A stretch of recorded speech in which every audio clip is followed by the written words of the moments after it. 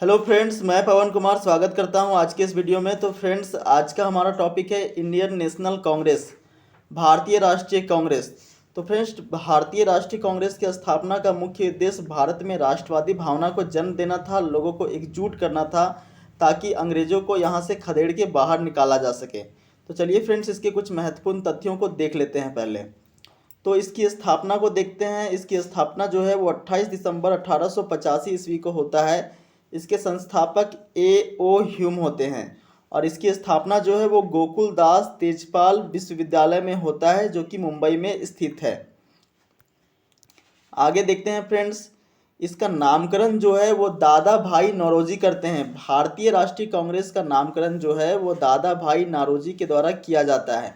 इसका पुराना नाम भारतीय राष्ट्रीय संघ था और तत्कालीन गवर्नर जो है वो लॉर्ड डफरिन थे, जो कि 1884 से लेकर के 1888 ईस्वी तक वाइसराय रहे।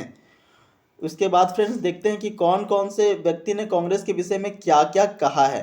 तो डफरिन जो है, जो कि तत्कालीन गवर्नर था, उसने कहा कि कांग्रेस सूक्ष्मदर्शी अल्पसंख्यकों की संस्था है। वहीं लॉर्ड कर्जन, जो कि बंगाल विभाजन का मुख्य उत्तरदायी व्यक्ति है, इसने कहा है कि कांग्रेस अपने पतन की ओर लड़खड़ाती हुई तेजी से जा रही है। वहीं बाल गंगाधर तिलक ने इसे कहा है कि यह भीख मांगने वाली संस्था है। फिरोज साहब मेहता की बात करें तो इन्होंने कहा है कि कांग्रेस की आवाज़ पूरी देश की आवाज़ नहीं है, जनता की आवाज़ नहीं है। वहीं गांधी जी का कहना था कि कांग्रेस को अब समाप्त कर दिया जाना चाहिए। फ्रेंड्स, ये तब कहते हैं जब भारत आज़ाद हो चुका होता है, क्योंकि कांग्रेस की स्थापना का मुख्य उद्देश्य होता है देश को आज़ाद करना। तो देश जब हमारा आज़ाद हो जाता है तो गांधी जी कहते हैं कि कांग्रेस को अब समाप्त कर दिया जाना चाहिए, क्योंकि कांग्रेस का मूलभूत उद्देश्य जो है वो पूरा हो चुका है। तो चलिए फ्रेंड्स, अब देखते हैं कि इसके कौन कौन से अधिवेशन कब कब हुए।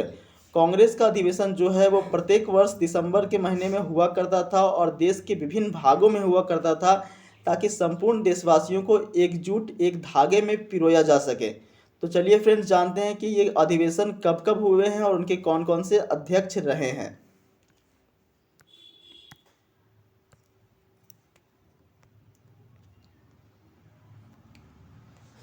तो फ्रेंड्स देखिए, एक जगह पे मैंने लिखा है अधिवेशन और दूसरे स्थान पे है आपका स्थान, तीसरे स्थान पे अध्यक्ष और चौथे स्थान पे विशेषता।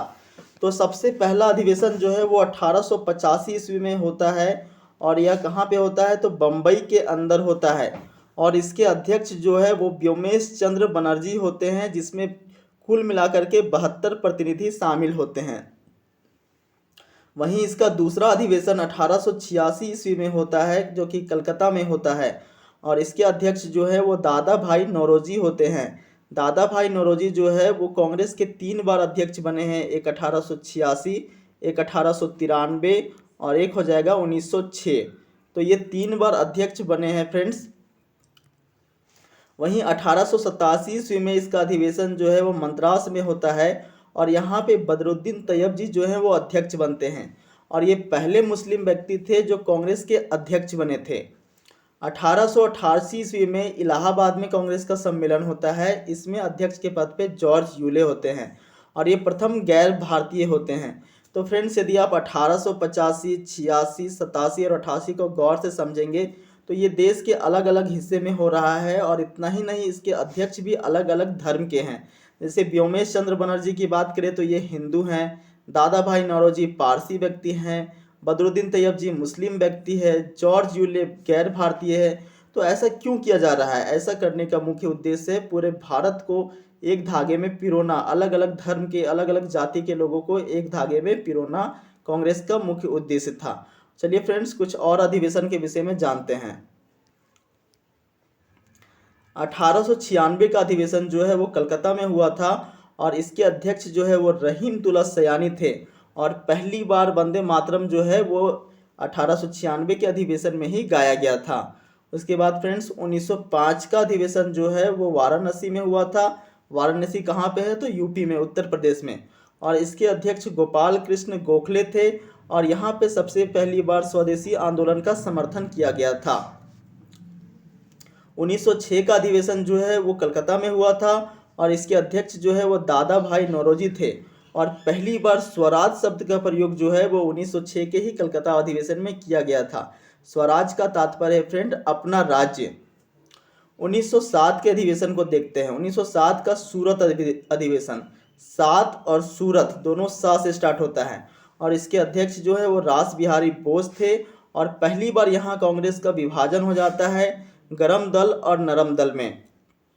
उसके बाद फ्रेंड्स 1911 का जो अधिवेशन है वो कलकत्ता के अंदर होता है और इसके अध्यक्ष जो है वो विशन नारायण धर होते हैं और पहली बार यहाँ पे भारत का राष्ट्रीय गान जन गण मन गाया जाता है। तो आप 1896 को और 1911 को याद कर सकते हैं आसानी से। दोनों का दोनों कलकत्ता के अंदर होता है। एक में राष्ट्रीय गीत वंदे मातरम गाया जाता है, वहीं एक में राष्ट्रीय गान जन गण मन गाया जाता है। 1896 में अध्यक्ष कौन थे? तो रहीम तुलस यानी थे। वहीं 1911 में अध्यक्ष कौन थे? तो विशन नारायण धर थे। उसके बाद फ्रेंड्स 1916 का अधिवेशन कहाँ पे होता है? तो ये लखनऊ के अंदर होता है और यहाँ अध्यक्ष जो है वो अंबिका चरण मजुमदार होते हैं। और इसकी बात करें फ्रेंड्स तो इसके अंदर जो है वो गरम दल और नरम दल जो है वो एक हो जाते हैं।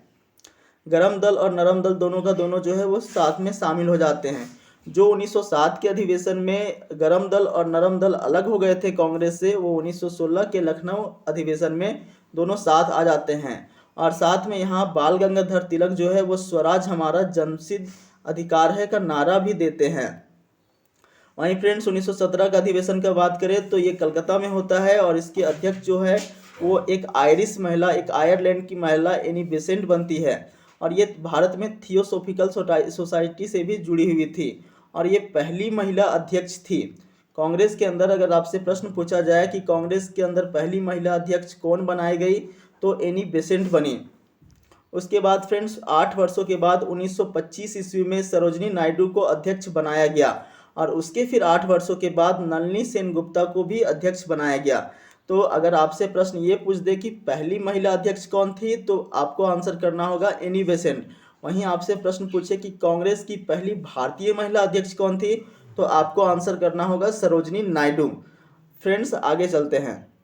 अगला है हमारा 1920 का अधिवेशन। 1920 का अधिवेशन जो है विशेष अधिवेशन बुलाया जाता है दिसंबर महीने से पहले, जो कि कलकत्ता में संपन्न होता है और इसके अध्यक्ष जो है वो लाला लाजपत राय होते हैं।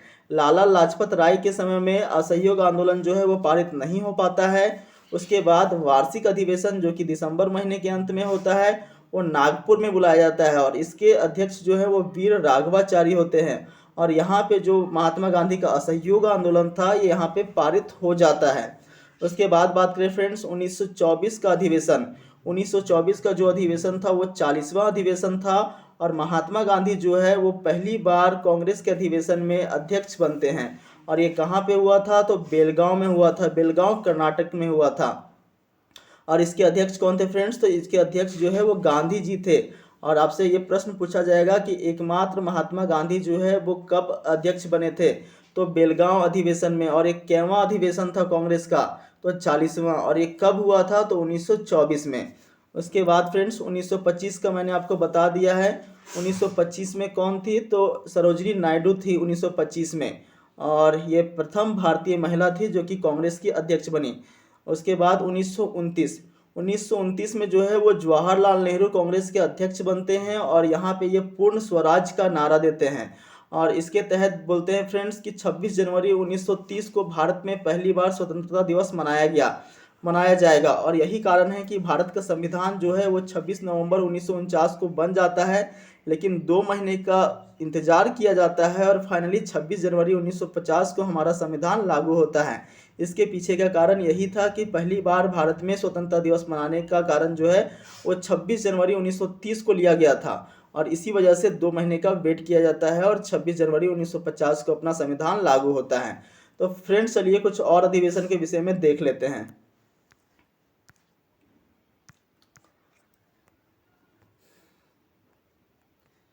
देखते हैं फ्रेंड्स 1931 का अधिवेशन। तो 1931 का अधिवेशन जो है वो पाकिस्तान के कराची में हुआ था और इसके अध्यक्ष जो है वो वल्लभ भाई पटेल को बनाया गया था और इसमें मौलिक अधिकार का जो प्रस्ताव है वो पारित हो जाता है। गांधी जी इस अधिवेशन में कहते हैं कि गांधी मर सकता है लेकिन गांधीवादी नहीं मर सकता। उसके बाद फ्रेंड्स 1937 का अधिवेशन जो कि फैजपुर के अंदर होता है। फैजपुर उत्तर प्रदेश में एक स्थान है और इसके अध्यक्ष होते हैं जवाहरलाल नेहरू। और पूरे कांग्रेस के अधिवेशन में पहली बार अगर बात करें गांव में अधिवेशन होना, तो फर्स्ट टाइम जो है वो 1937 के अंदर गांव में अधिवेशन बुलाया गया था। उसके बाद फ्रेंड्स 1938 और 1939, 1938 में हरिपुरा में हुआ था, वहीं 1939 में त्रिपुरी में हुआ था। और ये दोनों के अध्यक्ष जो है वो सुभाष चंद्र बोस थे। और फ्रेंड्स ये गांधी जी के प्रतिनिधि पट्टाभी सीतारामैया को हरा करके ये अध्यक्ष के पद पे गए थे। वहीं फ्रेंड्स बात करें इसमें क्या हुआ था, तो राष्ट्रीय नियोजन समिति जो है इसमें पारित हो गया था। बाद में फ्रेंड्स ये गांधी जी का मान रखने के लिए अध्यक्ष पद से त्याग दे देते हैं और इसी दौरान जो है वो अध्यक्ष डॉक्टर राजेंद्र प्रसाद को बनाया जाता है। अब बात करते हैं 1923 का दिल्ली अधिवेशन। इसमें अबुल कलाम आज़ाद जो है वो अध्यक्ष बनाए गए थे। सबसे युवा नेता थे अध्यक्ष बनने वाले। पूरे कांग्रेस अधिवेशन की बात करें, अगर आपसे पूछा जाए कि सबसे युवा नेता कौन है जो कि कांग्रेस के अधिवेशन का अध्यक्ष बना, तो आपको आंसर करना होगा अबुल कलाम आज़ाद। उसके बाद फ्रेंड्स 1940 से लेकर के 1945 ये 5 साल लगातार अध्यक्ष जो है वो अबुल कलाम आज़ाद रहे। आपसे ये भी प्रश्न पूछ सकता है कि सबसे लंबे समय तक अध्यक्ष के पद पे कौन कायम रहा, तो आपको आंसर करना होगा अबुल कलाम आज़ाद। उसके बाद फ्रेंड्स 1946 से 47 ईस्वी में मेरठ में अधिवेशन होता है और इसके अंदर जो अध्यक्ष बनते हैं वो जेबी कृपलानी बनते हैं। आपसे प्रश्न पूछा जाएगा कि स्वतंत्रता के समय भारत के कांग्रेस के अध्यक्ष कौन थे, तो आपको आंसर करना होगा जेबी कृपलानी। और फाइनली भारत जब स्वतंत्र हो जाता है तो 1948 ईस्वी में जयपुर में अधिवेशन होता है और इसके अध्यक्ष जो है वो पट्टाभी सीतारामैया को बनाया जाता है। और फाइनली फ्रेंड्स 1947-48 के बीच जो है वो डॉक्टर राजेंद्र प्रसाद अध्यक्ष बनते हैं। तो फ्रेंड्स आपको हमारा वीडियो कैसा लगा कमेंट सेक्शन में ज़रूर बताएं और अपने दोस्तों के साथ में शेयर करें, हमारे चैनल को सब्सक्राइब कर लें। धन्यवाद दोस्तों।